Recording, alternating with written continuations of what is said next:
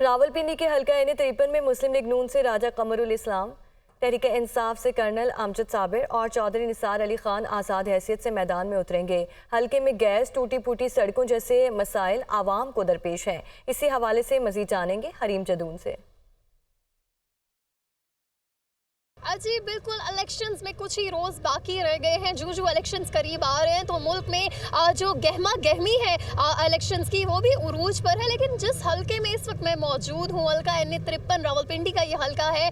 हल्का N53 की बात कर ले कि कौन कौन से उम्मीदवार मैदान में उतरेंगे, तो मुस्लिम लीग नून की जानिब से राजा कमरुल इस्लाम और कर्नल अमजद साबिर जो है वो आज़ाद उम्मीदवार की हैसियत से आएंगे मैदान में, और चौधरी निसार अली खान जो है वो भी आज़ाद उम्मीदवार की हैसियत से मैदान में उतरेंगे। हमारे साथ कुछ लोग मौजूद हैं, उनसे बात करते हैं और जानते हैं कि इस हलके के दरअसल मसाइल क्या। गहमा गहमी ये भी है कि कुछ मीटिंग कॉर्नर मीटिंग हो रही है, सर्दी का मौसम है तो वो तो होती रहती है, आस्ता आस्ता चल रही है। एक तो यहाँ हॉस्पिटल की ज़रूरत है और प्ले ग्राउंड की ज़रूरत है, नौजवानों के लिए प्ले ग्राउंड होना चाहिए।